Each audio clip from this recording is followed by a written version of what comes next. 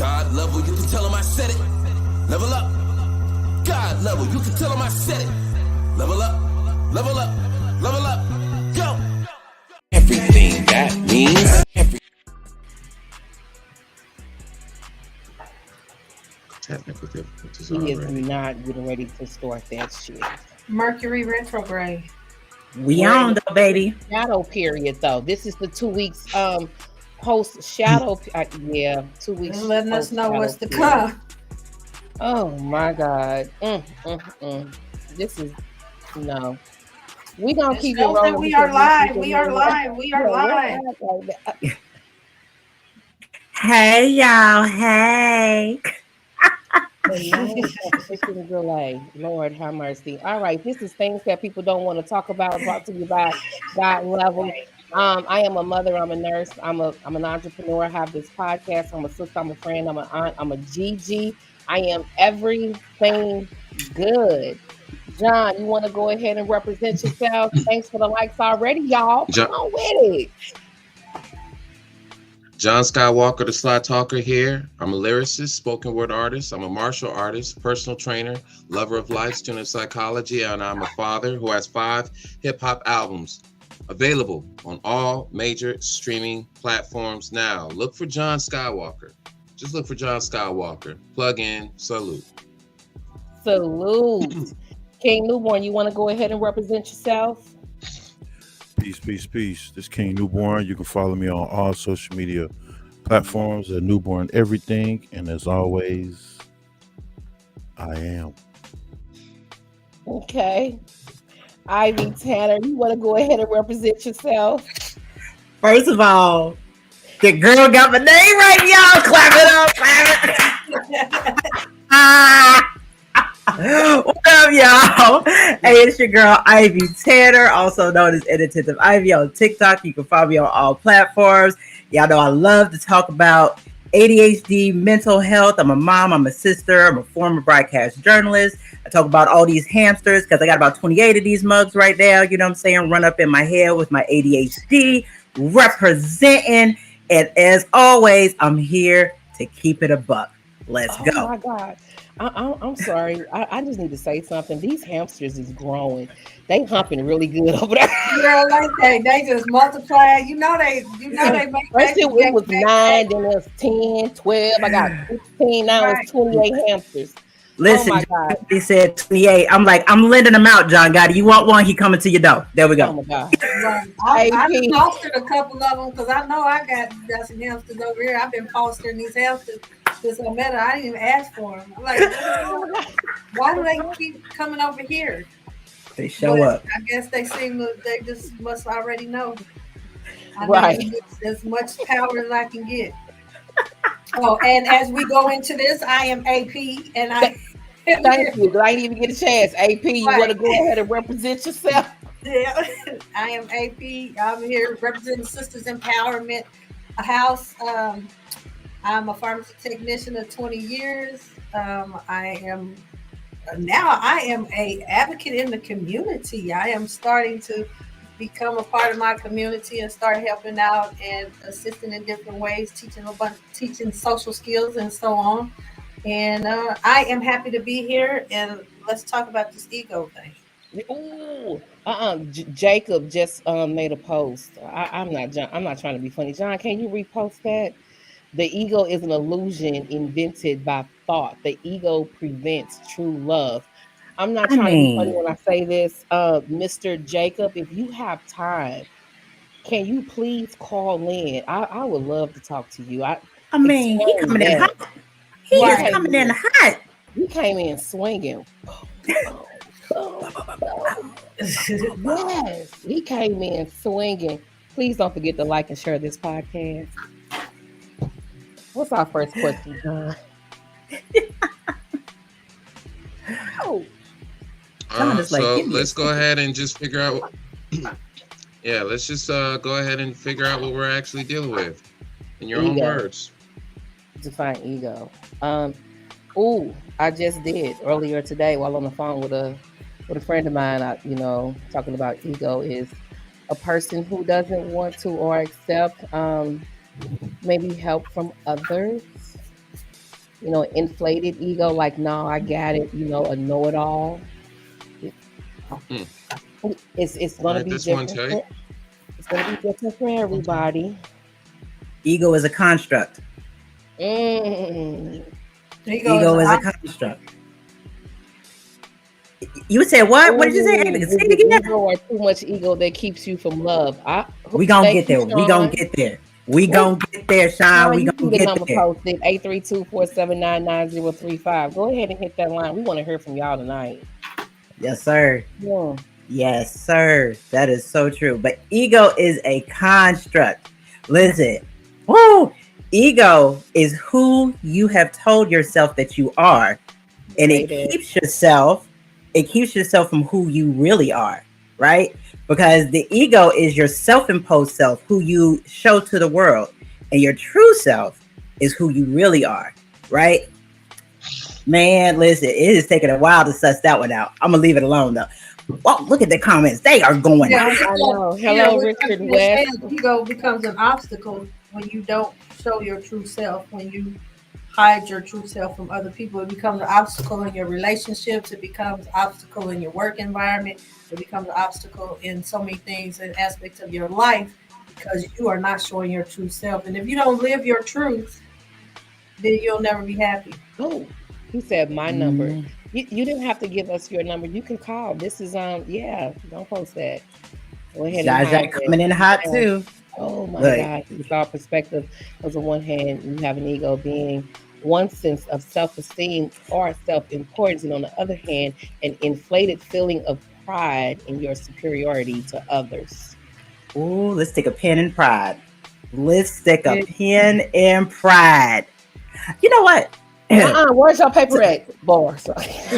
My papers. Hold on. I'll be right back. Hold on.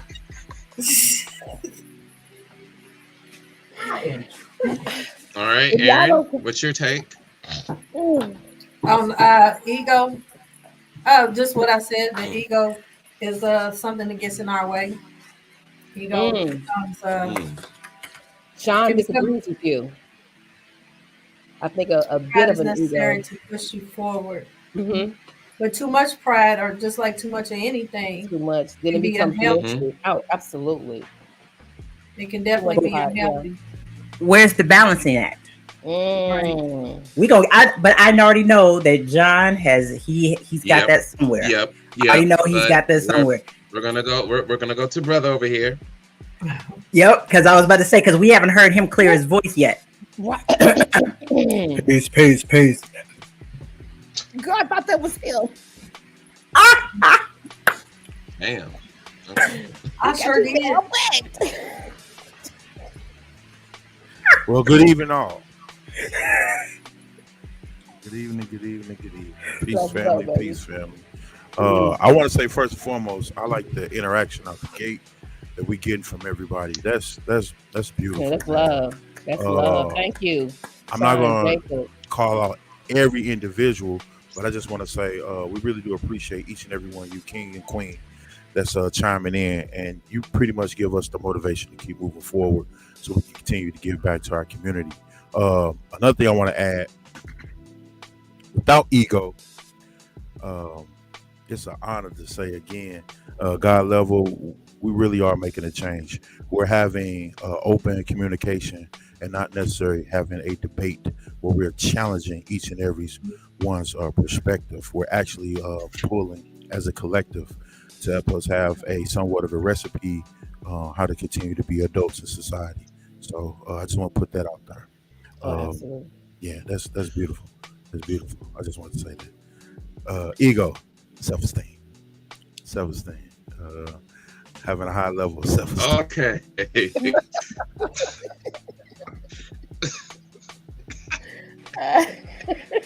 I love you, John. Where's my hamster sound? Where's my hamsters? Because a hamster done went over. All right, so yeah, I love you too. I'm like, oh my God! Thank you, Jacob, for that comment. Go ahead. So I like the direction we're going in. I'm hearing it's a construct. We have a commenter say it's an illusion. All right, and then we're trying to differentiate here with the comment about the true self. So I want us all to imagine we're in a virtual space right now, right? And we're interacting in this virtual space. There's a profile here, there's a profile there, there's a profile there, there's a profile there. Ego, ego, ego, ego. Ego is the interface that allows us to have this experience right here. Reality. Dealing with reality, it's your ego. That's your ego. Your ego is the avatar that interacts with this whole thing. Your body is part of your ego. There's different layers of ego, right? So we're talking about this construct, an invention, a fiction, right? John is an ego. I created John. John's been in creation since birth, right? But there is, as Jacob said, there's a true self, there's a higher self. So when we're dealing with ego, it's not bad or good. It's just an instrument. It's just a tool, just like your avatar, just like your profile, right? It's the self, it's the I, right? That deals with reality and it operates within the reality principle. So, you know, we've talked about briefly too much ego, too much. All of those are components and elements of the ego. You got to have a little pride. What? This appearance? That's pride. It's okay to have pride, but it becomes arrogance, right? So, and then you can have insufficient amounts of pride, right? And that has its own condition, right? Ego can be inflated, it can shrink, it's malleable, it changes, it's not just one thing, right? But it's ultimately, it has several functions with it, right? And then we're not going to touch too much into the psychology, but this came from Freud. If anybody is kind of a psychology head, you know, the concept dwells in the psychoanalytic theory, and it's from Sigmund Freud. Oh. Over time. Oh no. Right. Okay. And then when we're talking about some of these functions, when you're solving problems, your decision making, all of that is through your ego. Right now. Oh, we already got one. Yeah, okay. I'm posting. I'm watching live. I'm sorry. Turn it up. I did. I'm sorry. Can you speak up, love? You want me to speak up louder? Yeah, we can. Yeah. Yes. Well, I'm trying to. I'm talking right into the mic. I don't know. Okay. Can you all hear her?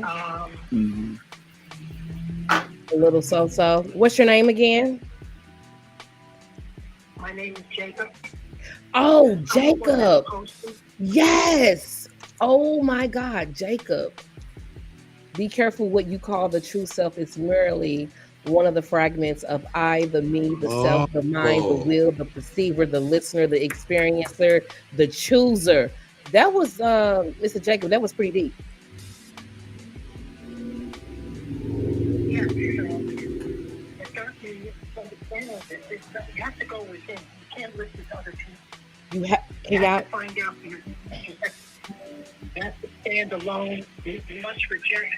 You must put aside what others have said. And you have to find out by going within. Through self-awareness, you gain understanding of what the self is. This is the key. Because in the understanding of the self, that will bring silence. One second. Can you turn us down in the background because it's conflicting with you right now? Because I want to hear you well. Yeah, go ahead. Yeah. So what I was saying is the beginning, starting, because people want to know how to begin. The beginning is the ending. The ending is the beginning. So it's one movement. It's not a process. It's not something that takes time. It has nothing to do with time. Time is an illusion. Time is what's preventing the soul from manifesting, the spirit. The soul and the spirit, we've been taught by religion that the soul and the spirit is something separate from the brain-body organism. The brain-body is sacred. It is a part of nature. It is a part of the oneness. It is the one, not part of it. It contains, you're not a drop in the ocean. You're the whole ocean in the drop. Woo! All is one, and there is no division. Division is an illusion invented by the eye. The eye is the thing that creates separation. When you go into a room full of people, of strangers that you don't know, do you feel affection, care, love that you have for your dearly beloved mother, brother, sister, child, best friend, lover? No. So the question is, why not? Because you have a sense of self. And that self is that sense of division and separation, the me and the not me, which breeds constant violence and suffering. So the key is in the understanding of the I, not a rejection of it, not a putting away of it, because who's the one that's putting it away? It's still another fragment of the me. The me is trying to get rid of the me. The ego is trying to get rid of the ego. It's like a dog running around in a circle, trying to chase its tail, trying to catch it. It can't. So when you see the truth of this, there's a full stopping. And in that stopping, there's silence and there's stillness. Even if it lasts for 1 minute, that's all that's necessary to see the truth. And when you see the truth sets you free. It's not an act of will. It comes from silence and stillness and understand, which brings clarity, lucidity. And in the seeing of the truth, you are set free. And the brain body wakes up.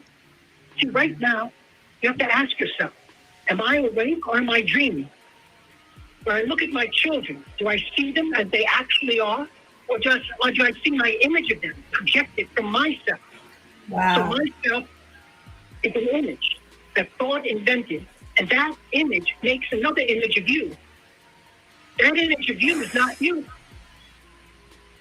My image of myself is not me. It's not, I guess, what we would call the true self. But you have to be careful here, because the self is very clever. It's broken up into fragments. And one of the fragments takes a superior position over the other fragment. And it says, I'm not like them. I'm going to chain them. I'm going to control them. I'm going to manage them. It calls it the ego, the shadow side. That's all an illusion. It's all made up. It's all thought. And thought is the response of memory. And memory is the past. It's not what's happening now. Something is happening now. But you're living in the past, interpreting everything in the present from the past. So you're not living in the present. You're never present. You're never listening. You're interpreting. You're comparing. You're analyzing. You're evaluating. But you're never present. You're never listening. And it's because of that there is conflict, violence, and suffering in the world. So when you wake up, you realize that you are the peace. At that moment, see, what happens is when we were born, we inherited a brain, an ancient brain, an old brain, which has evolved hundreds of thousands of years, and it's collected hundreds of thousands of years of memory. From that memory, thought made an image of the self. And that self then invented an image of God and worships that image. That image of God is a projection of yourself. So the self is worshiping the self. You see the futility, the absurdity of that. So when you see all this, and the seeing can only take place in freedom, the brain must be in a moment, even if it lasts for a minute, of total freedom from the past, from the known, what others have said. And in that silence and in that stillness, there's a seeing of truth. And it is truth that sets you free. You realize you are the truth. You are the light of the world. You were born that way. But you think you have this identity that you're identifying with this image. And you think that's you. That image is limited. It's based on limited memories. All your experiences, all your beliefs, your ideas, your concepts are coming from that limitation, which is the past. All your memories have been formed by previous memories, have been shaped and colored. So when you see this, there's an immediate waking up and a return to your natural state, the divine state. That is who you are. You are divine. You are the sacred. The sacred is not something outside of you to find and seek out and to try to connect to. You are that already, but you're hallucinating. You're delusional. You believe in a thing called me. So, I don't know Where's the mic? Where's the mic? Because in the act of listening itself, it will happen. It will happen effortlessly, choicelessly, without time. It will be faster than the speed of light, and you will awaken. It has nothing to do with time. Speechless. I'm gonna have to watch this again just to hear what he said. Yeah, I'm gonna have to rewatch this whole part just to hear exactly what you left us all speechless.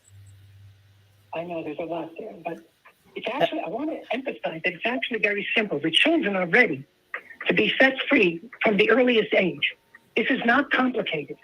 Thought makes everything complicated. Thought has a place in mathematics, in function, how to build the tree, how to build the bridge, how to grow crops. So we need thought for that.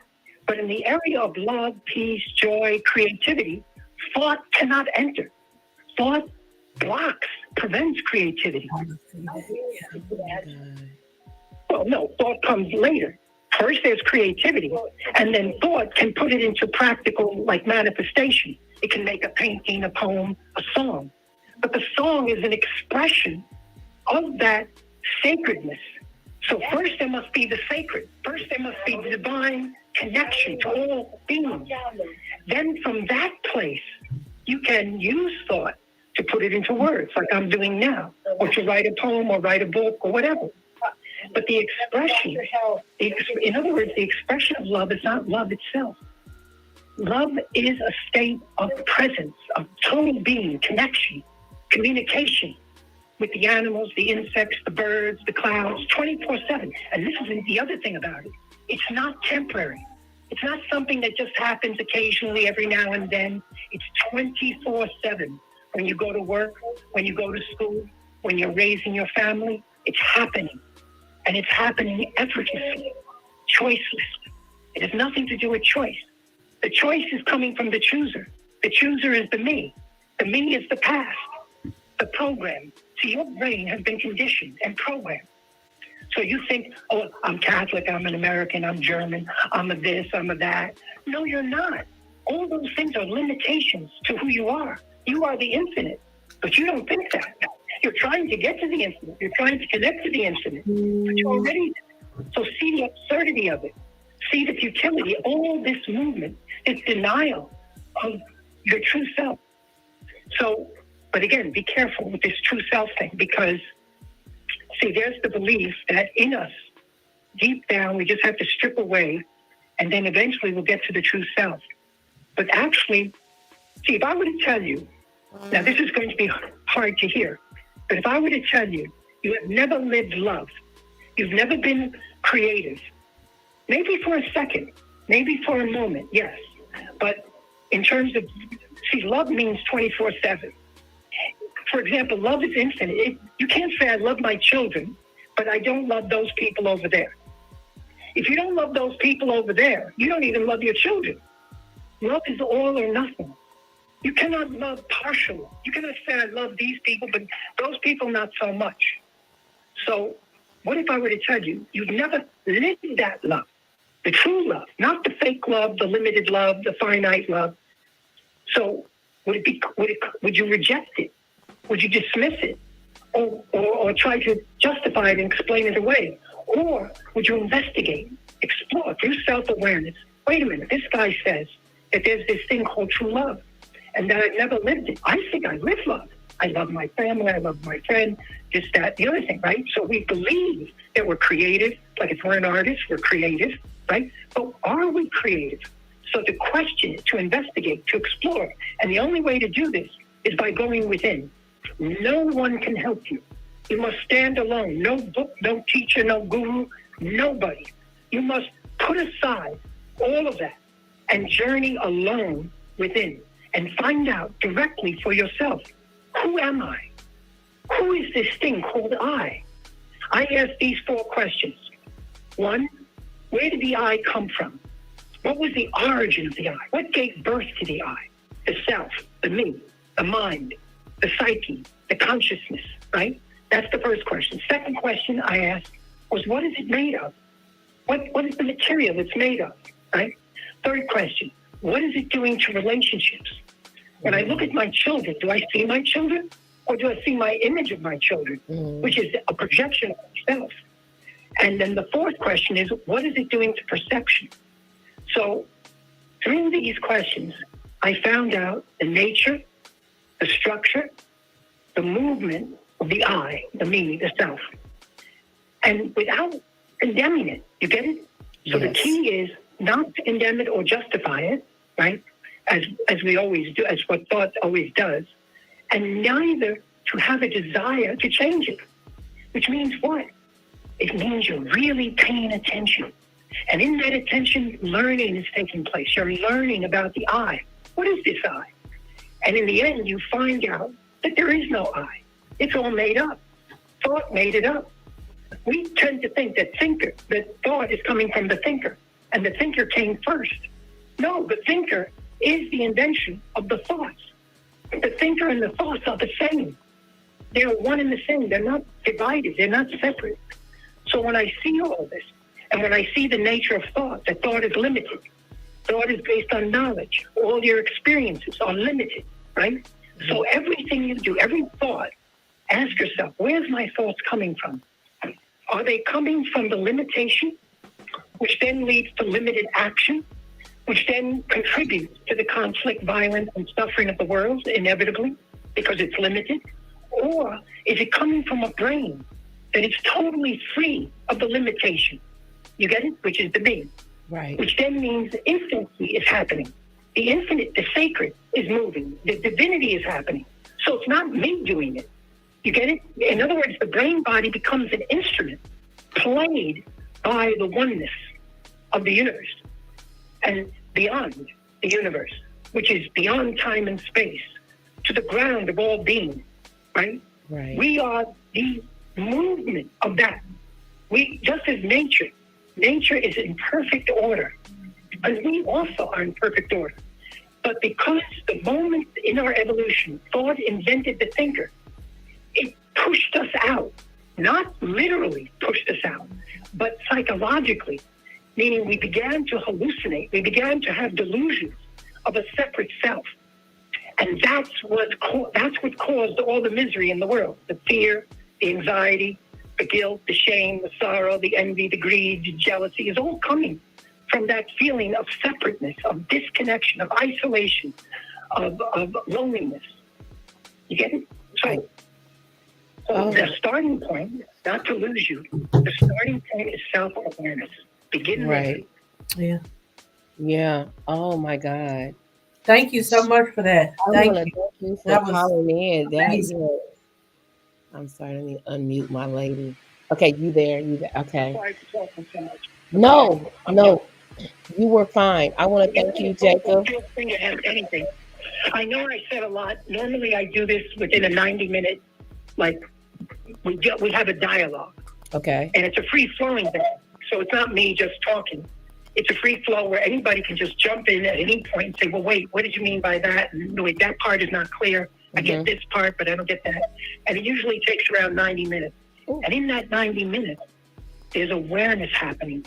You're becoming aware for the very first time of the nature, structure, and movement of the me, and what it's doing to relationships, and what is it doing to perception. So, yeah, anyway. I gave it to you all like you did in one movement. You did. You gave us a lot. That was a lot of gold nuggets. You really did. Does anybody have any questions for Mr. Jacob? I was just looking for a mic to drop it. That's what I was looking for. Yeah. Wow, plenty. What's the role of the observer? We talked about the thinker. What about the observer? The observer is the me. The observer, the experiencer, the chooser is the me. So these are just different words for the same bundle of memory. What is the me? The me is a bundle of memory. It's the past. It's your beliefs, your culture, your ethnicity, your race, your nationality, all those identifications, which is the memory, is you, is the observer. The observer is the observed. What you observe is yourself. When you see something, you're seeing a projection of yourself. Now, that's as long as you're a slave to your conditioning. But once you wake up to your natural state, then you see things as they actually are. And then all action is coming from this purity, this clarity of vision, this wholeness, this holistic way of looking and being in connection with all beings. And I'm including the birds, the clouds, the insects, and the trees, which are all living. We're all one. There's no division. But again, you can agree to that intellectually, but that won't do any good. It's just another idea. It's just another belief, which becomes part of memory, becomes part of the bundle of the identity of the me. The me that says I am nothing, the me that says all is one, is still the me. You get it? So what we're talking about is the freedom from the illusion that there is a me. Like you're convinced right now, right? That there is a me. I have a me. I have personality. I have a this. I have a that. Right? You're convinced of that, and your actions are coming from that place, based on your experiences, your culture. All of that. Right? So is it coming from that place, or is it coming from the place of emptiness, nothingness, which is the highest form of intelligence? We tend to fear death. Death is the ending of everything. But there's a death before the death of the body. As Rumi said, die before you die and live. You see, you have to ask yourself, am I existing or am I alive? You get it? So we can think that we're alive, but because we don't know the other. We don't know what life is like with total freedom. We don't know total freedom. Total clarity? What is that? Right? So we live in the realm of the dream world, which is limited. And that's the place we live and act from. And that is creating such misery, such chaos, such disorder in the world that we have seen throughout history, thousands and thousands of years. Humans have been repeating the same mistake over and over again. Memory. So the time is now to wake up. There you go. Realize there is no. But again, that cannot be just said. Like I cannot just come to you and say there is no self, and then you come and look at it and say, "Oh, okay, yeah, you're right. I mean, that makes sense," or whatever. That's an intellectual thing. That's very superficial. That will not liberate you. So it has to be felt at a visceral level, at a body level. Your bones have to get it. You get it? Your blood has to get it. Your DNA has to get it. Not just simply the mind, the brain. The brain is just the activity, thought, thinking. It's simply part of the whole being. So what we're talking about is seeing the truth with your whole being, not merely intellectually, which is very superficial. Oh my God. Does anybody have any more questions for Mr. Jacob? Because he's just over here dropping. I could do this for a few more hours, but we're gonna pinch it because I got more. Yeah. But. Okay, Mr. Jacob, I want to thank you. I'm very low energy. I just did. I have cancer, and I did my chemo today, so it's really wreaking havoc right now. I'm very low energy, so please forgive me. No, you're fine. Sending healing energy to Mr. Jacob. Man, we are sending healing energy to you. And I want to thank you for calling in and giving us this piece of your piece, because you found it. You literally found it. No one can light your candle. No one can give you peace or love or do anything. You have to find out for yourself without any help, without any book, without any teacher. This is essential. There's no other way. And it doesn't take time. You see, an analogy I give is like, imagine, like, let's say I ask you, have you ever jumped out of an airplane and, with a parachute and experience what that's like? And you might say no. So I'll say, okay, here's the plane. It's ready to go. So it'll take time, right, to get in the plane and to get up to the altitude, right? Yes. And then it takes time for you to go towards the door of the plane, but does it really take time to jump? And so what we're talking about is 90 minutes or so. It could be an hour, it could be a half an hour, it could be, it depends on the person, how long it takes to get to that place where you can jump. You get it? The jumping has nothing to do with time. It's not a process. It's not an evolution that you say, oh, okay, I'm learning gradually. No, that's what's blocking you from waking up. It's a postponement, a procrastination. You're already there. And you're denying it by saying it takes time. You get it? Thought has fooled you. The thinker, which is a bundle of thoughts, has fooled you. And you listen to what others have said, right? Instead of finding out for yourself directly. So you're confused. So you have to put away all what others have said and go within and find out for yourself. That's what I did. I'm just sharing what I did. And it took me a long time because I did what most people do. I was looking outside. Yes. For the answer for God, for, a book. Where's the answer in archaeology? Is it here? Is it there? Maybe the ancients knew something about it. Let me find out. So it was an outward looking. And finally, I saw the futility of that. I saw this is not working, right? All these years. I started when I was 18 years old. And all these years I went. It was a waste. And then finally they said, yeah, it was a voice, not a physical voice, but an inner voice that said, go within. You haven't done that. And that's what I did. And that's what happened. That's what made me get to that place. Now, for me, it took 7 years. Because I had no one to really, kind of give me a little bit of guidance and advice, little tidbits, hey, pointing out like, hey, look at that, So it took me time. So it wasn't until 2005 that this thing happened, where I woke up, I snapped out of it and realized there was no me. And then I began telling people, hey, there's no me, but that's not it. They're not going to get that. No one's going to get that because you've been programmed to believe that there is a me and I cannot live without it. I mean, your worst fear, the root of all your fears is the root of losing your mind, right? Think about it. You don't want to die. You fear death. Death means the ending of everything. So, and then thought doesn't like that. The thinker says, no, I don't like that idea. So it invents the afterlife. You get it? Heaven, hell, reincarnation. Yes. You get it? Because it doesn't want to die. The organism gains solace from the idea, even if it's an illusion, that there's an afterlife, that there's a continuation. So I look forward to that, and I'm never present. I'm never paying attention in the meantime when I'm on Earth. So it's about seeing the whole movement of what the me is doing without judgment. It's very important. And without any desire to change it. That's very important. Because the one who wants to change it and the one who's judging is still the me. One of the fragments of the me condemning, justifying the other fragments. You got to see the futility, the absurdity of that, right?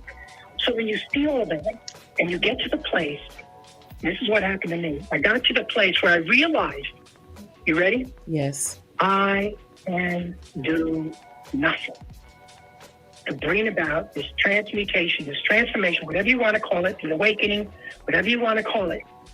And when I saw that I can do nothing, which is think about it, it is the heart of humility, right? I cannot do it. Nothing, no effort, and I can read all the books in the world, I can have all the experiences I want, still limited. Yeah. When you realize that, what happens? Full stop. You stop seeking, you stop going here, finding out there, and in that full stop, what happens? Silence, emptiness, stillness. And what does that bring? The brain now, even if it lasts for a minute, that's all that's necessary. Because in that minute, for the very first time, the brain body can come into contact. There's a seeing of truth. The truth is all there is. Truth is love. Love is all there is. The whole, everything else is an illusion. And we're living in an illusion. And the illusion is trying to get to the love. See the absurdity of that, right? In other words, the ending of illusion is the beginning of love, true love. You get it? The ending of the me, which is an illusion. The ending of time, which is an illusion. The me is the ego death. The me that says I'm going to become a better person, become greater, higher, more loving, more kind, more creative. That's the movement of time. right? It's an Right. accumulative process of memory, experience, know-how, which has a place, by the way, in function, in mechanical behavior, right? I need, like, I can't, if I'm a brain surgeon, I need thought. I need memory, experience, know-how, right? So thought has a place. Right. But when thought invented the thinker, it invented the illusion of separation. And that illusion of separation led to conflict and violence and suffering and misery and chaos. Violence, separation. Insight into all this. You get it? Not because I said it, not because God said it or the sacred book said it, but because I see it. Not I see it. Okay, I take that back. There's a seeing of truth, and the truth sets you free. The brain, body, organism, freedom. And you realize you are always there. You are perfect in the higher sense of the word perfection. Not the perfection that thought invents. The perfection that thought invents is merely the opposite side of the coin of imperfection.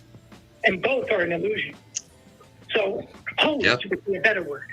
You realize that you're already whole. But again, you're hallucinating. Again, Perfect, whole, and complete. So you're hallucinating here. And what's that? He said perfect, whole, and complete. Yes. Yes. That is who you are. But you're born, again, you inherited a brain that is accumulated all the memory of mankind. Do you realize your brain is a recording device? Your brain doesn't belong to you. It's not your brain. It is the human brain, which has evolved for hundreds and hundreds of thousands of years. And that brain has accumulated hundreds of thousands of years of memory. The whole history of mankind is in your brain. And that history of brutality, chaos, envy, greed, all the rest, as we see it throughout the ages, violence, war, is due to this sense of separation. When there is no separation, there's nothing to connect to. You feel separate and you want to connect. So the me says, I'm going to go about doing XYZ methods, techniques, and practices in order to connect. You're already connected. That movement is an illusion. That movement is of the truth. If you are the truth, you are the way. Then at that point you can be able to say what Jesus said. I and the Father are one. When you see me, you see the Father. Let's go. Not from me. You get it? I get it. Oh, now Jesus had his flaws, though. Jesus was not a perfected being, but he was close. He was very close. And maybe Buddha was that way too. I don't know. But they said things that were very on target. However, they did other things.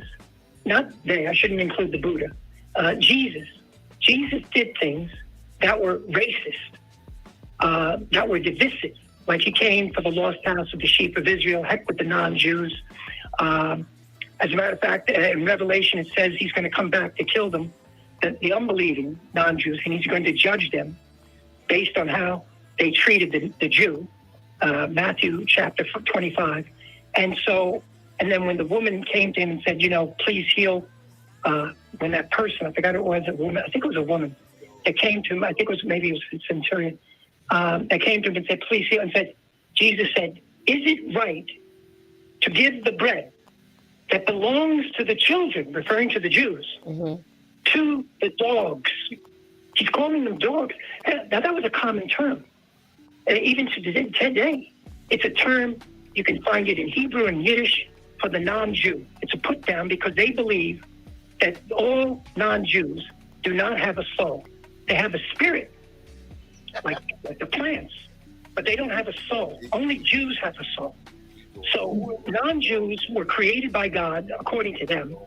I don't believe this, but according to Jesus was a practicing Jew. I mean, and in certain ways, he brought out the best of Judaism, right? He brought out the magnificent sayings of the prophets. He was in that tradition of the prophets, emphasizing behavior, how we treat one another. It's very interesting in Judaism. I don't know if you know this, but for 10 days, there's what's called, it's from the day of Yom Kippur, from the day of Rosh Hashanah, which is the New Year. There's a 10-day period from Rosh Hashanah to Yom Kippur. So there's 10 days of that and 1 day for Yom Kippur. And the understanding of that is that the 10 days are devoted for you making good relationships with your fellow man. Now, unfortunately, Judaism doesn't include the non-Jew.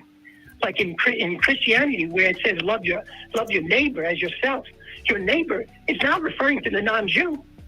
When Jesus brought up the Samaritan example, he was trying to point out to the Jews, he was trying to make them see that the Samaritan is also a descendant of Abraham, Isaac, and Jacob. And it is only they that have a soul. So he was trying to include the Samaritans as children of Abraham, Isaac, and Jacob, but the non-Jews are not descendants of Abraham, Isaac, and Jacob. And so he wasn't referring to them. So because of this belief that the non-Jew was created to serve the Jew, and we even have it today. It's amazing. It's still going on today in Israel, this behavior, this way of thinking, which is creates misery in the world. So on the one hand, Jesus was right on target on many things if you read the New Testament, but yet he fell short because he still believed, like the Jewish belief, that there's the Jews and the non-Jews, and which is racist. So, and if Jesus were alive today, if I lived back then, I would have told him, that it's for everyone. Now, Paul came along, and he, out of his own thinking, he expanded it to the non-Jew. But Christianity was never called Christianity. It was a Jewish sect. It was a Nazarene, Ebonite, Essene sect. You can see hints of this in the New Testament where you see the use of the word saints. Well, that use of the word saints means holy ones. And guess what the word Essenes means? The Essenes were the Qumran community. Jesus was a Qumran. He lived at Qumran, was trained in Qumran, was the teacher of righteousness. I did my dissertation in this when I went to the seminary to prove that this was the case. He was the teacher of righteousness in his day. There are teachers of righteousness in every generation. So he was the teacher of righteousness in that generation. Yeah. And I've heard that. By the way, he wasn't meant to die. He died because of our sins. He died because we were evil. He died because we could not receive him. You get it? The Jews could not receive. So anyway, there's so much misunderstanding in Christianity. It is. I was a Christian. I was a born-again Christian at 18, and so I went to seminary, studied Christianity.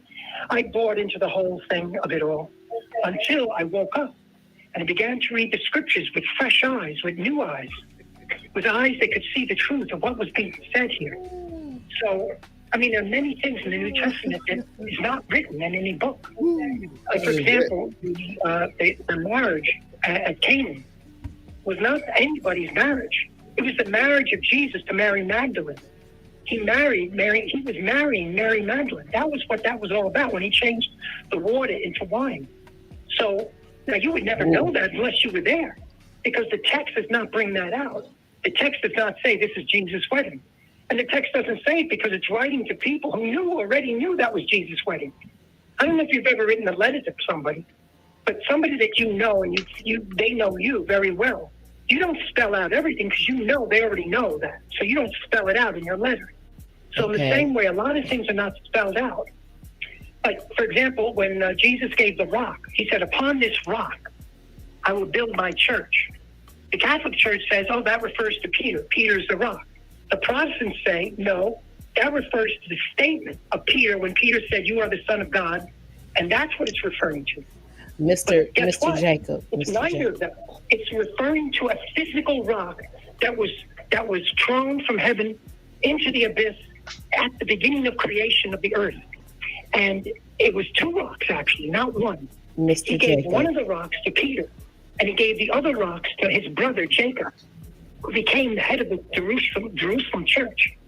So, there's a lot of misunderstanding about Jesus, and I try to, reach the Christians to try to show them, well, like I said to you, he said a lot of good things, but he is not the example.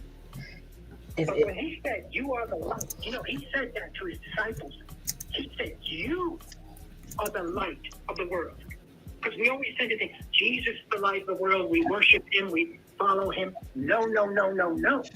He said, you It's about waking up. That's what salvation It is. is. It is about. It is about a waking up. But that is actually veering off the topic of our show, which we were dealing with ego. It's okay because you sound very passionate, and I appreciate that. We generally try to stay away from religion, Religion. religion, because we don't want to offend anyone. But I do want to thank you for calling in Yeah, he tonight. gave And a lot yeah, of insight. you gave us a lot of insight. You dropped a lot of jewels, dropped a lot of gold nuggets. We're going to have to go back and rewatch the rest of this show, rewatch the show just to listen to what you had to say. We're sending you healing energy. I know you said that you were fighting cancer. So I could say that, you see, I've done it very quickly with you guys, right? But the way it needs to be done is very slowly, bit by bit, walking together, hand in hand. Yeah. In other words, we begin as equals.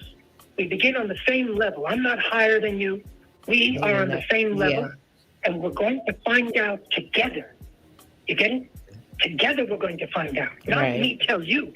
Right. Share with you my beliefs, my experiences, blah, blah, blah, which is nonsense. But together, for the very first time, I know nothing, you know nothing. Let's find out. Okay. What is happening? Exactly. And that's exactly how we all should be in this world, walking hand in hand and finding out together who we are. Again, I want to thank you for calling in and sharing your comment. And dropping. The deep love and affection for one another. Yes. And without any desire to persuade or convince anyone of anything. Absolutely. It's very important. Right relationship is at the beginning. We must begin at the beginning with right relationship. Absolutely. We are at the same level, and we're going to find out. I'm going to find out like you. You get it? I get it. Like I know nothing. Right. Right. It's okay. We got a couple of minutes left in this show. You have been our special guest this evening. Yeah, for the most part. Yeah. Yeah, for the most part, you have been our special guest this evening. Thank you so much. Okay, go ahead. Good night. On Facebook. All right. Okay. Thank you. Peace, peace, peace. That was a lot of information. I felt that in my spirit now. I know Ivy did too. Bless her heart. Bless everybody heart. That's a nice refresher. It really is. I just want to say, low key, it make you, not make you. It's like it's a safe place to think that you're not alone when you hear someone talk like that. When you hear someone say that, yeah. It's like, oh, okay, so I ain't crazy, I ain't weird. Yeah. It's love. That's love. He's definitely on a whole nother level. Definitely. Well, I just saw the next question that posted at the bottom, but it's gone. What'd you have for? Oh, definitely. Healthy confidence and inflated ego. It's so worthy. And this one is important because, again, there are times where ego gets demonized. Oh, bad. Get rid of the ego. But if you understand what you're really saying in terms of get rid of the ego, it's like, which part? What? Right? So, healthy confidence, inflated ego. Is there a difference? What does it look like? And you can use examples.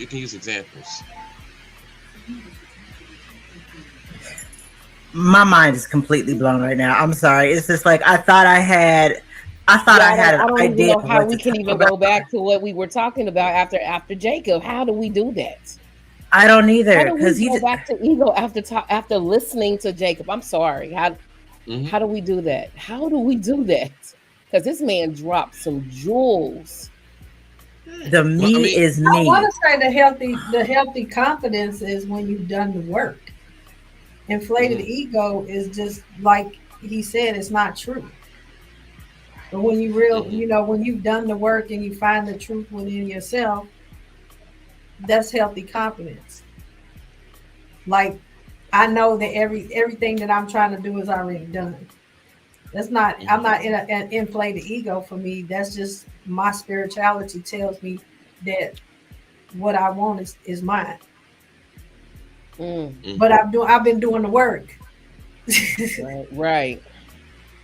Ooh, and that's what Inflated you ego may to. be I can have anything I want.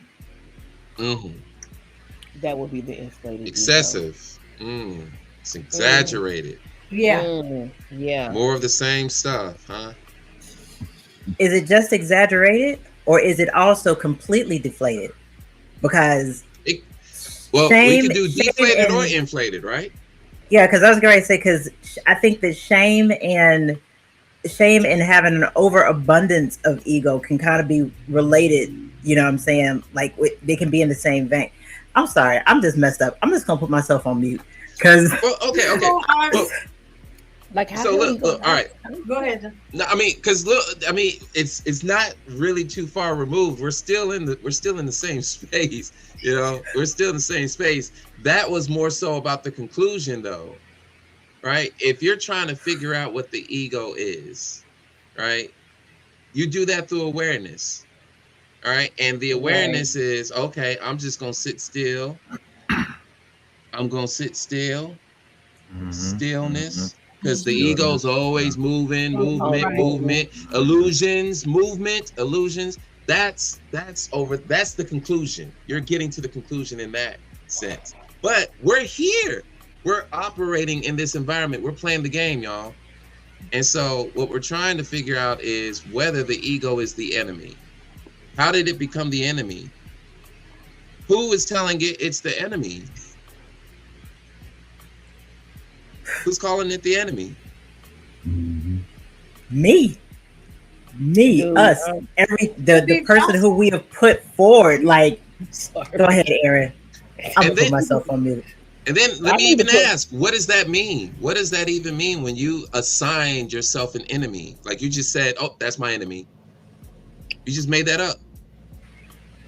And you're gonna make up a reason why, by the way, because the ego is selfish, right? It's about me. What did you do to me? All in our head. Right. Oh my God. What did you do to me? I'm thinking it can become the enemy because it can destroy you, and the enemy always is the destroyer. So that is an example of an enemy. Y'all about to be mad at me. This man said Jesus was racist. Girl. Let it go. That was an entertainment purpose statement. Oh,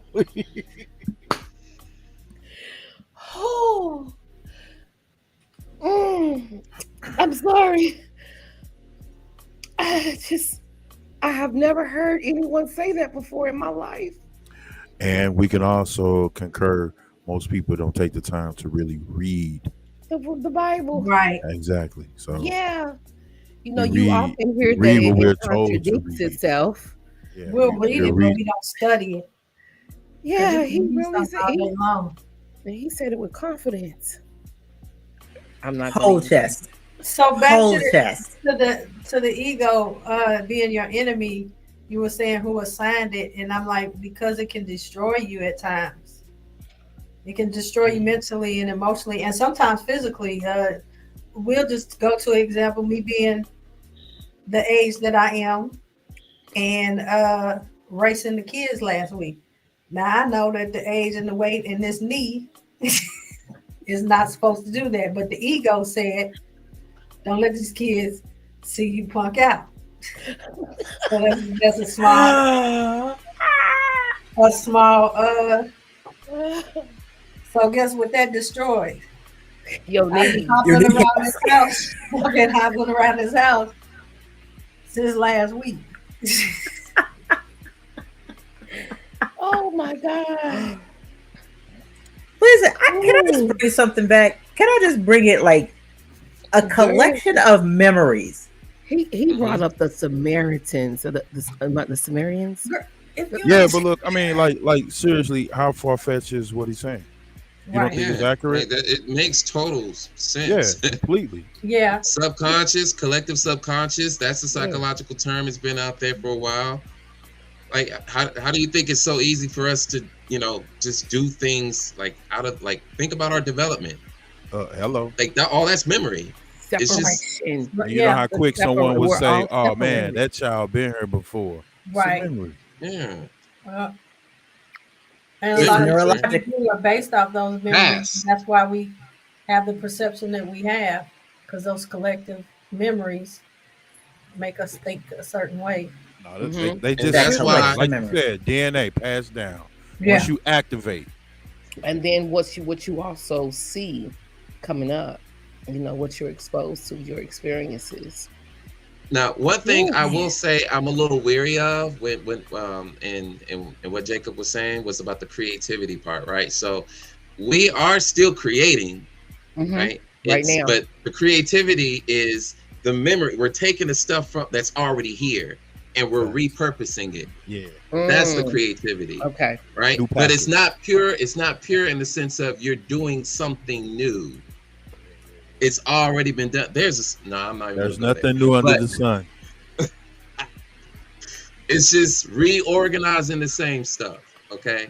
But the illusion part. Now, you notice Jacob was talking about the hallucination, right? Now, in the Buddhist tradition, this is not far-fetched because the belief is, or at least the idea is, when you drop the body, you're going to face yourself in another consciousness.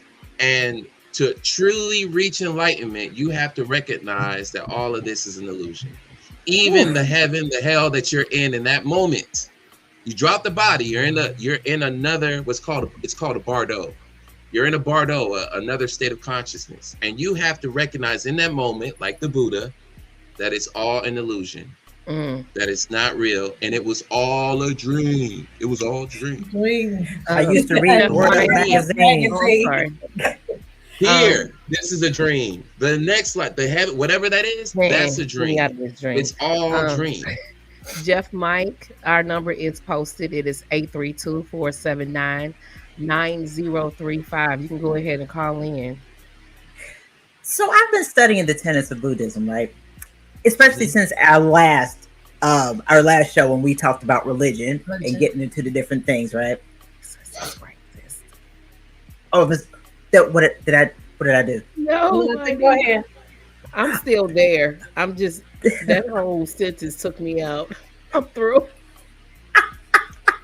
She was like, I'm no more good. I'm done. No, I was just thinking about, just like you were saying, it's like the purpose, just like of accepting what is just is what is, and I know that at the end they say that you reach nirvana when you finally have gone through the idea that everything is pretty much just a construct, if I'm not mistaken, and I've been trying to apply that just to life in general. And before this show, I thought I had something to say. I was like, I realized that, being humble and looking at, man, he messed my whole program up, because I'm like, what? Everything, but remember everything all at the same time. So basically, me is me. He said, like a dog trying to taste a dog's tail. Me is just me. And it just is what it is. Infinite. What? You're not one drop of. There's no separation. Everything is. Just like when I say I am. Again, remember now, we're all intellectualizing. Just a reminder, we're all intellectualizing. Yeah, okay? That's the other side. Yeah, okay. We're intellectualizing. That's universal law, ain't it, though? Oneness. Yes. I think it's like number... The Kabbalion. 7 or maybe, I don't know. The Kabbalion. But it's... all is all. Number everything one. Everything is all in one. And what's keeping me, and I'm just thinking about it, like in the grand scheme of things, what's keeping me from accepting that what is just what is, and what's keeping me from realizing that we are all connected, is my collection of memories, which is bullshit anyway. It is like, it's blowing my mind. It's just tools for creation. They're just tools for creation. They are just tools. Yeah, because you always create. It ain't negative or positive. You just create. It just So is. that's why it's like, yeah, that's like the goal is. We can't even really call that a goal, right? But beyond this, there is the truth, right? But we are here for our own reason. We're still here for an experience, okay? That part. So we don't want to get too like woo out there, okay? We still gotta. All right, that's something different over here. We're dealing with ego. We're in it. Stay here. Ego is let's stay here with the ego. We're trying to understand the ego. It's clever ploys and tricks. He basically said the ego don't even exist. Well, what makes us think that it is though? Like, let's talk about it. Our memory of collection, our collection of memories. It's like we figure out not even just memory, right? Memory is a substance, right? But there's still a movement. There's still a movement of thoughts. Movement. That's the logic. The movement. That's the ordering, the organizing. It's thoughts. Thoughts are just energy. Okay, they're energy that have been given a form. Right. Thoughts are energy that have been given a form, but it does not really exist because it's just a form. It's energy, and it's taking up a shape, and that's not permanent. If you want to say that, then we are just energy that's taking a form. That's it. Yeah, we're getting close. We're walking. I was just gonna say you're going that way. You're going that way. We walked. We hear Ivy. I mean, think about it. For everything that you say is a feeling or emotion. It's nothing more than a response within the body, within the nervous system, which is something that you was taught. Now you associate you inherited with your that. word. Yeah, it was given that. We were given that, and we're just doing what we can with it. Yeah. Hey, you got this feeling. You should do this with it. Okay. Right. We were taught that, and you just follow it, right? I mean, that's part of the game. You make the choice. Am I going to listen? Am I going to obey? Am I going to submit? Am I going to yield? Ego has to negotiate with the environment. I'm messed up, y'all. I am messed up. I'm serious. It's part of the game. It's part of the game. Be careful in this town. You might start killing off hamsters. We was hold on. Yeah. We was all so excited when we got started. To only find out that we did not even fathom. We didn't realize. I'm just saying, Miss Tanner. I'm just saying that the non-existence of what you're trying to make exist don't even exist. Right. Listen, my hamsters took a seat. They got some snacks. Your hamsters. He basically told you, honey, your hamsters ain't even real. I know. And I'm like, my hamsters is like, but we're forced into exist. And they're like, wait, are we ego? Like, for real? Y'all think I'm playing?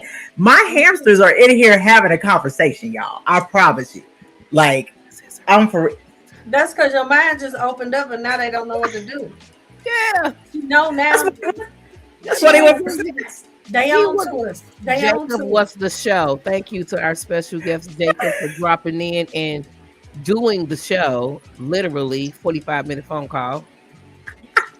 I mean, but it's love though.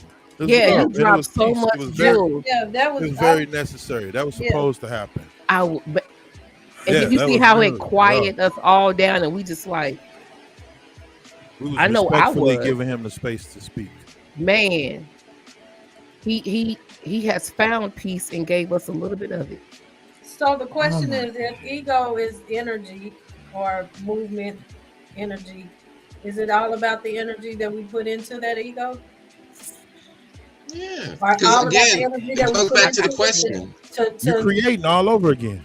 Right, to make it either deflated, it depends on the energy you put into it. You can either have a deflated one. I mean, what is your will? What is your purpose? What is your will? Goes back to ego as a construct. And it goes back to Jacob. Ego. What are you trying to do? What do you want to do? Right. Ego wants to do something. It got to do something. It got to stay moving. Because if I don't move, it goes back to your thoughts too. Because the constant movement in the thoughts is all about your thoughts. If you put the negative thoughts in there, you give negative energy to that ego. If you put the positive thoughts in there, you give the positive thoughts to that ego. So all of that goes hand in. What the heck? All of that. But if your ego stops moving, there is no more ego. Yeah. Okay? If the ego stops doing, ego. moving, and thinking, and if there's no more movement, there's no more ego. Ego. How do you stop moving? Ego death. Ego don't want to be quiet. Ego Right. does not want silence. Ego wants the movement, wants to think, wants to be right, wants to cling on, attach. I can't be alone, says ego. Gotta be, gotta live, gotta exist. Can it It's be gonna controlled? preserve itself. It's gonna Oh preserve my itself. gosh. That's going back to the whole entire idea that I've heard where you can't be a human doing, you have to be a human being, right?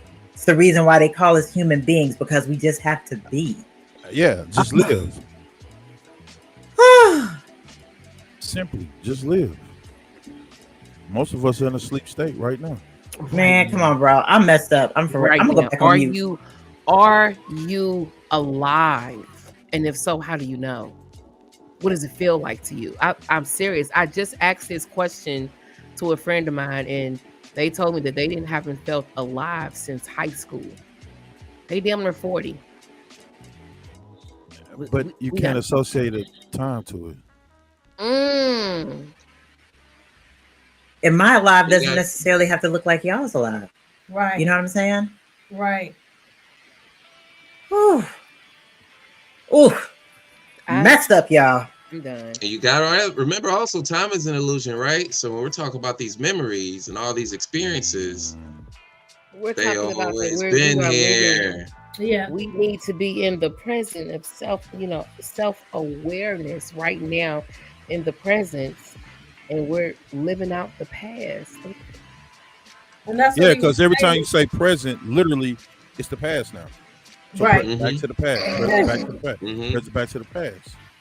Yeah. It's just that simple.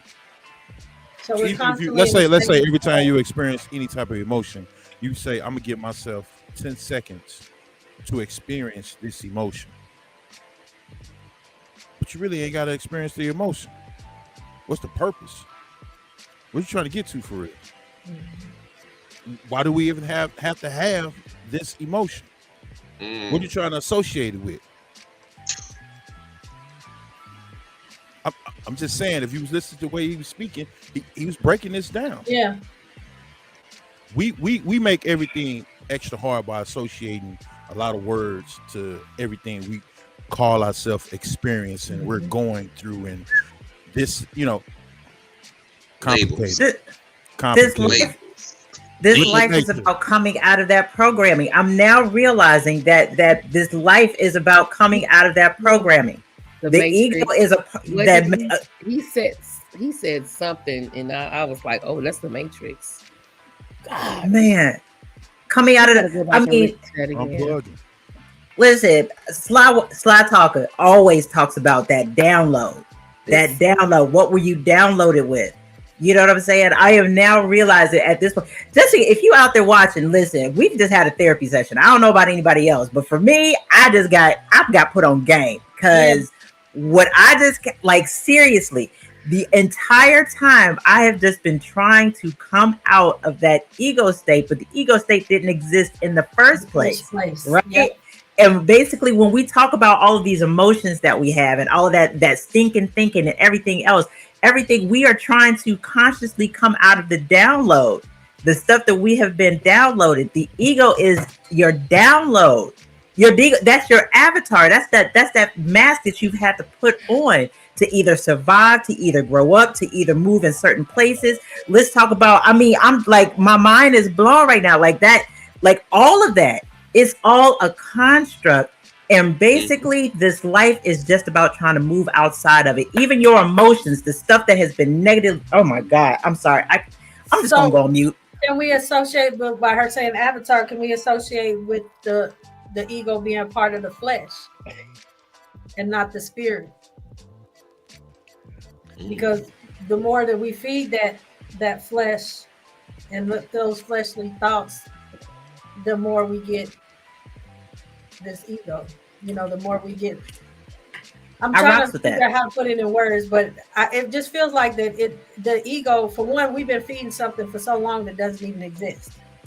Now think about that right there. Think That about how stupid I felt when Ivy broke it down and when he broke it down, that I have been feeding something that doesn't even exist. Yeah, but man, that's part of your creation, though. That's you creating. Yeah. that's a part of the separation that we've been talking It's a about. part of And the I guess that's what's download. been downloaded through my DNA is to do that. Because most of us, 99% of us all do that. And this is where you don't separate. You allow yourself to understand that just is. Whew. But it's a past. Right. So what do you do from that point to move forward? Because even when you move forward, it's still the past. Still in the past. Nothing is never present. The dog chasing his tail, you never getting nowhere. Oh my It look God. good, don't it? Look at the dog. Look at Oh the my dog. God. That is us all day until we sit still. I heard somebody the other day. I heard a religious teacher somewhere, right, talking about self-worth and ego, was saying, go ahead. I'm sorry, who am I speaking with? Yeah, this is Jacob again. I've been listening to you, and I see that you're really wanting to understand. But I want to point out that ask yourself, who's trying to figure it out? It's the me. The me is trying to figure out how to tame, control, manage, justify, get rid of the me. See the absurdity of that. See, you have to come to that point. This is the essential thing, where you realize I cannot do it. I am limited. I is the limitation placed upon the organism, the brain body, which is sacred. You're not living, right now you're in the realm of darkness, ignorance, inattention. And inattention is trying to figure out what to do about it. Fear, which is the me, is trying to figure out, what do I do about fear? See the absurdity of that. Whatever fear does, fear says, oh, let's do this, let's do yoga, let's meditate, let's pray, let's do XYZ methods, techniques. That's all magnifying the me. It's about me. I become a Buddhist monk. I take vows of celibacy. I want enlightenment. That's all the me. That's all. And the ego is merely those fragments. I mean, the ego is merely the fragment of the me that says that it thinks it's going to figure it out. No, one of the fragments says, I am the true self. So there's a division within you. There's a sense of, there's the good side and the bad side, so to speak. And the good side says, there's a good side in me, and I'm going to use that good to manage, tame, control, get rid of the bad side. And it calls the bad side the ego, the shadow side. It has many names for it. Evil, the devil, blah, blah, blah. It's just the same movement. It's the movement of the thinker, of the me, the I, the self, which is the past, which is the memories. The memories are a dead thing. The memories are not what's happening now. If you knew what was happening right now, it'd be finished. You'd wake up. So how do we get to the place where we can come into contact with what is, the isness of what is happening now? Because now is everything. Now contains all time. So so how do we get there? We get there by realizing I can do nothing. And that brings silence. That's where you need to get to. So the people in the East, in Asia, they said, okay, let's develop a technique, meditation, yoga, to get to that place of silence. You get it? But that's still the me. The meditator, is trying to meditate. The meditator doesn't realize it's preventing meditation. As long as there's a me, with all its methods, techniques, structures, beliefs, ideas, that's limited. The limited is trying to make contact with the infinite. See the absurdity of that. So when you see this, you go to a full stop. You're no longer seeking, demanding, wanting, asking questions. There's silence, right? Because you realize whatever I do is contributing to the chaos. Every thought. Just consider this. Look within. Every thought you have, everything out of your mouth, all your actions in daily life, I know this is going to be hard to hear, are contributing to the chaos, the misery, the conflict of the world. And I'll give you an example. You may see a homeless person and he asks you for food. So you go and you give him food. And you think you're doing a good deed. But because you don't see the total picture, you have solved one problem. But in the solution of that problem, you create, without realizing, 100 other problems. So you're never seeing the whole picture because the me is limited. It can't see the whole picture. Thought is limited. The thinker is limited. It's based on limited memory and limited experiences, right? So when you see that, you come to a full stop. But you have to see it for yourself. You can't see it because I said it, or because the book said it, or God said it, or somebody said it. And intellectually it makes sense to you, logically it makes sense to you, and you say, yes, I accept it. No, that's not it. It has to be more than that. It has to be the total being. The DNA sees it, the truth of it. You get it? The blood, the bones, your whole being, it sees it. You get it? It's not just merely the intellect, which is very superficial. That's not going to create the awakening, the freedom from the matrix. And yet, it is the matrix. The matrix is the tricks of thought. Ma-trix. Ma-trix. Tricks of Ma. Ma, mother, body. Oh, wow. Thought. Thought is a material process, the brain. So we are trapped in the matrix. The brain body is trapped in illusion, delusion. It's dreaming. It's hallucinating all the time, 24/7. There might be moments of a breakthrough, right? Maybe. But it's just for moments. Whereas the true awakening is 24/7. And it doesn't depend on anything outside. They can throw you in the middle of a war zone with bombs going off, and you will still be the very embodiment of love, peace, joy, happiness, ecstasy in the midst of all that. It has nothing to do with the outer. We always think we're going to change the outer, and the outer will change the inner. That doesn't work. It's been tried for thousands of years through the development of religion, societies, culture, so-called civilization, right? That doesn't work because the me is still there, and the me is creating chaos. The me will destroy whatever outward structure you create. You can create a utopia, a society, a utopian society. And the me, as long as everyone has their me's, that me will still destroy the utopia. You get it? So it must begin within. The awakening cannot be an outward movement. It must be an inward movement. Now, you mentioned movement. Yes, thought is a movement. But guess what? There's another movement. There's a movement of a brain that is free of the thinker. There's a mind with a big M, which is a universal mind, the mind of God, if you will, right? The sacred, the nothingness, the everything, right? Which can be activated. But your brain body right now is a slave to the conditioning, to the program, to the me. The me is the program. And the program is trying to figure out what to do about the program. See the absurdity of that. You get it? The program is trying to figure it out. So when you see this, and you have to see it for yourself, but by going within, it brings you to the silence. And the silence creates a space, an inward space in which truth is a scene of truth. For the very first time, you see the truth. The truth is the whole. The truth is everything. You get it? You see the whole. Thought can't touch it. You get it? Thought is limited.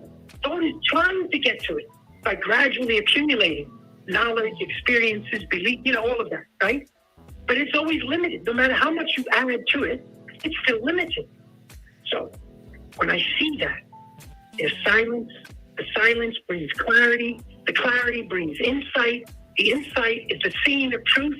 And the truth, not you, set the brain body free. You get it?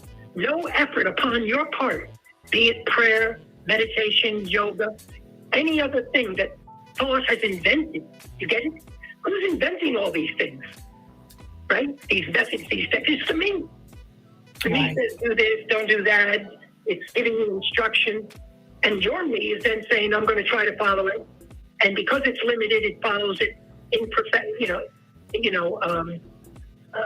It doesn't follow it completely because it can't. And so it leads to more chaos, more misery. I mean, it's amazing what the me is doing to you. The me is driving your life crazy. It's preventing love, relationship from happening, the fullness, the true love from happening. So now, but what is society telling us? Society is telling us the opposite. Society is saying, no, love the me, make a better me. Yeah. Look at the self-improvement section. Go to any bookstore. Everywhere. Books. How to become better, more clever, a more cunning, a more ruthless me. That's all you're doing. You're creating more havoc. When you become a Buddhist monk, that's no different than the guy who's greedy for money on Wall Street. He's greedy for money and possessions. Well, the spiritual person is greedy for enlightenment. He wants to be more loving. That's greed. Greed is greed. Whether it's greed for money or greed for spiritual enlightenment, it's still greed. It's a movement of the me. So when you see all this, something happens to the brain. It stops. You get it? Stop seeking. And in that, it brings silence, which brings insight, which brings seeing the truth, which brings freedom. That is salvation. Salvation is liberation. And then when you wake up, you realize you never left. You were always there. And that all of that activity was a denial of the truth. You are the truth. You are the light of the world. You are the way. Each one of us is that. But the question is that you have to ask yourself, are you living it? You may believe it. You may think it in your mind. It's an idea. That's all it is, an abstraction in your brain, in your mind, right? And it feeds the me. Oh, yeah, me. I am nothingness. I am everything. That's still the me.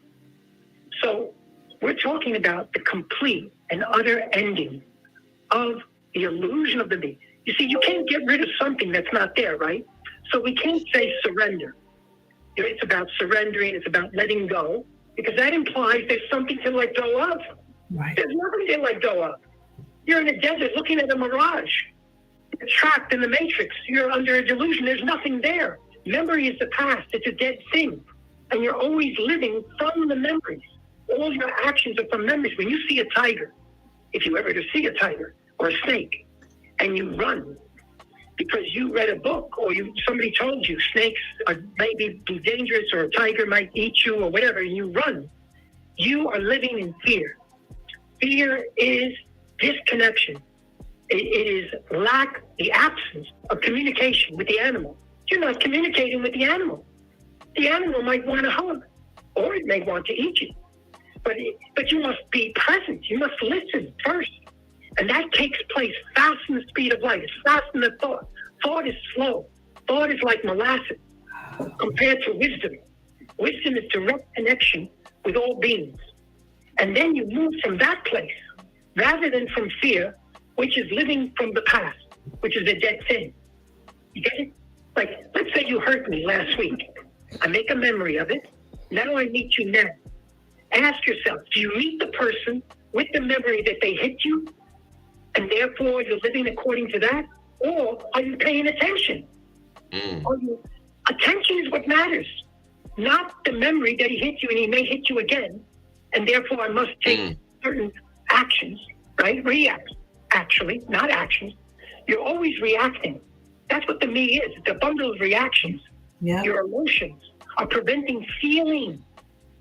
As long as you're emoting fear, anxiety, guilt, shame, envy, greed, jealousy, all of that, you're not listening. You're not paying attention. And because there's an absence of attention, you're not trying to figure it out. You can't figure it out. You're trapped in the cave. You're in the darkness. Darkness is trying to get out of darkness. It's trying to get to the light. See the absurdity of that.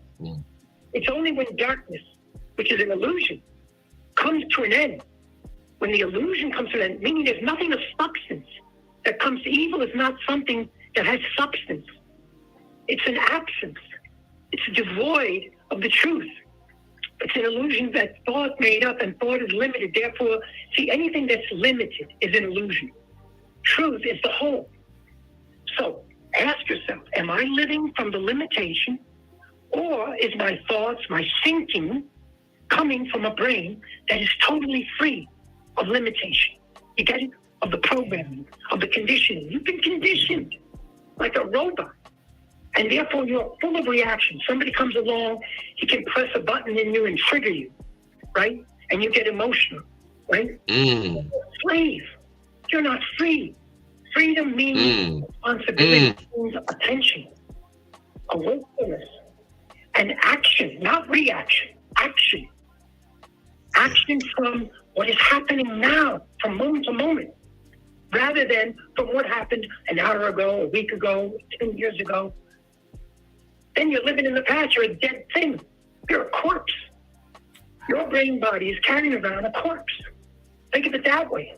You're like a zombie. You're like a robot. You're the living dead. Jesus said, let the dead bury the dead. Well, that's what we are. We're born dead. We're not born free. The baby inherits a brain that is highly programmed. It's a slave brain. That's a good word. It's a slave brain. It inherits that brain. Now, the only question is, can that brain, which is a slave to thousands of years of memory, can that brain free itself with one movement without taking time? Can it free itself from the totality of all of that memory? That's the question that I asked. Wow. So the only way to find that out is, again, by finding out what is the me. Where did it come from? What is it made of? What is it doing to relationship? What is it doing to perception? Because right now we're under a delusion. This is very important now. Listen carefully. We're under a delusion that there is a me, right? Because we've been taught it.